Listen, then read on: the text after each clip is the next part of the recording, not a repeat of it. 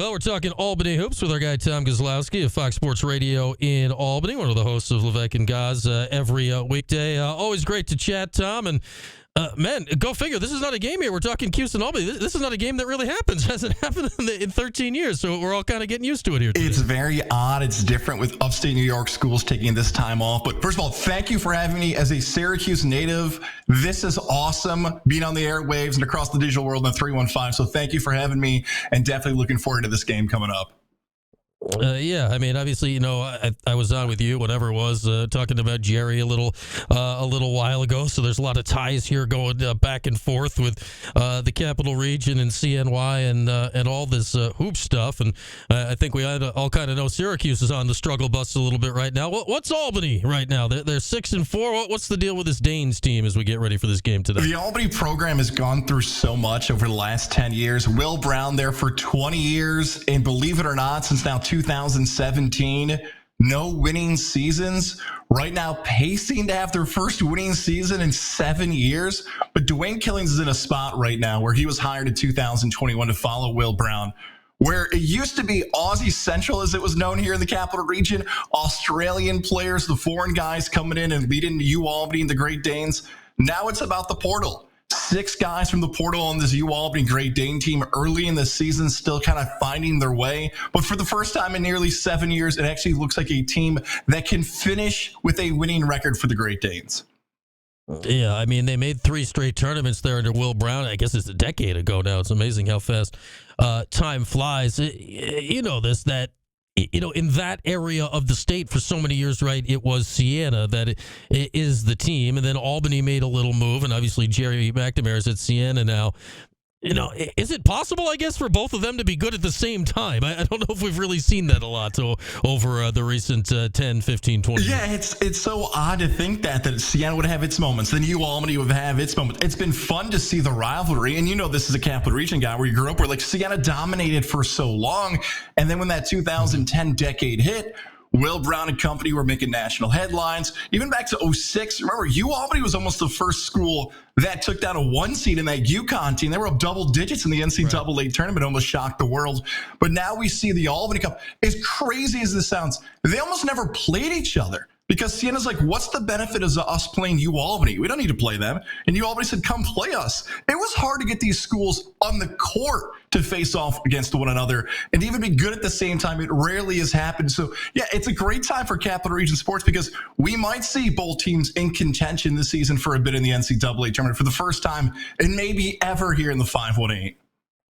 Yeah, and I mean, it's you could throw a rock from one campus to another if you chucked it hard enough. With Siena and Albany there, they played. When are we looking? Almost a month ago, and Albany won that game by 10. They recently played Georgetown and got smoked. So here's Albany coming into the Dome for this game, Tom, and you know this because you watch the Syracuse games as well. It's not going great for the Orange right now. How do you think this current version of Albany has a chance here of matching up with Syracuse? The problem with the Great Danes that they could potentially pull off the upset is that in the past they've had these shooters, and Syracuse fans know this, more so back in the day when the zone was so prominent, where there'd be the one kid who felt like had the game of his life, 7 3-pointers, could not miss against the zone, and they always, okay, the upset could be on the way, this kid can't miss.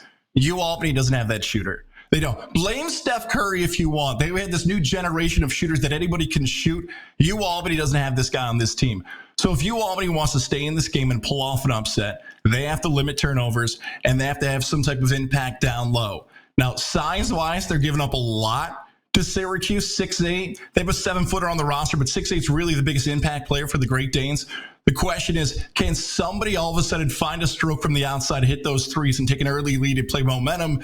And can somebody be a presence down low? I wonder if it's down low where Eddie Lampkin might be fired up about what Darren Coleman said about him on 44 on social media, and it might be nobody can guard him on the floor. So we'll see if 44 for Syracuse dominates this game because nobody on the court can stop him for UAlbany.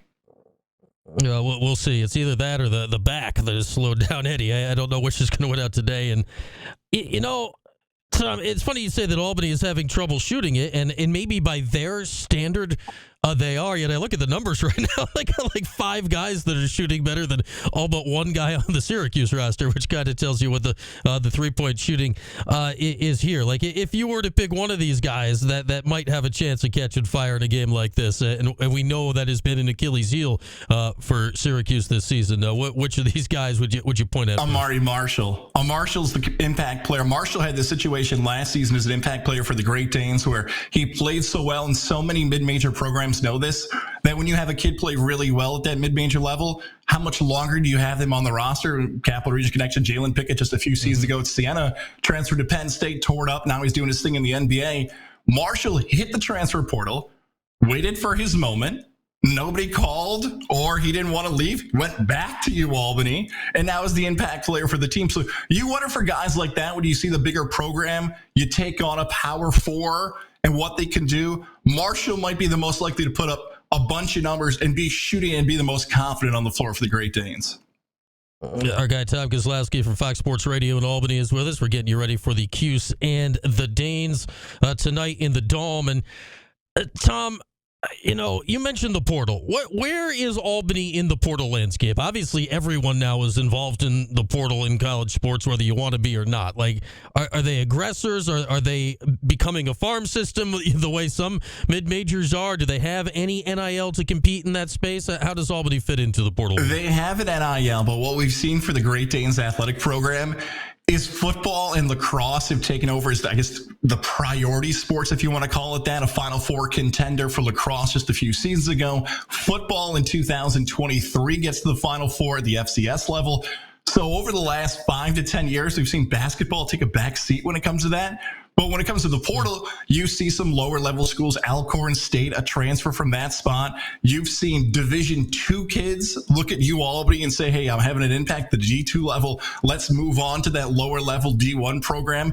We've seen players, even West Genesee, like Willem Mika, as a guy who was originally supposed to be an impact player here for the Great Danes, and he transferred out. We've seen players from Cooperstown have an impact for UAlbany. So we've seen this mix that it really feels like every single season, Dwayne Killings has had to reset the roster of how many guys are coming in, how many guys are coming out, who can stick around and wants to be a part of this team. That's been the biggest challenge that he took over in 2021. Can I get a guy who stays for 3 and 4 seasons that we can build around? It just hasn't happened for him.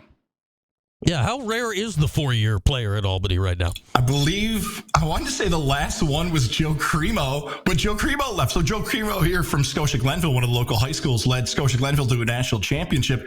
And there was talk that, hey, Cremo's number is going to be retired here because he's a local kid from the 518 who had success. He transferred to Villanova. Nichols, another kid, Florida State. We've seen all these guys who you think would be the 4-year guy. And that's like right when the portal started to open up, or the graduate student, I should call it, right? Like, hey, graduated from UAlbany. There's the knock here on New York State. You get those SUNY credits in high school now and graduate early and bounce for that extra 2 years. So it's very rare now we see players. That goes for both UAlbany and Santa is going to finish their careers in mid-major if you're having success on the court.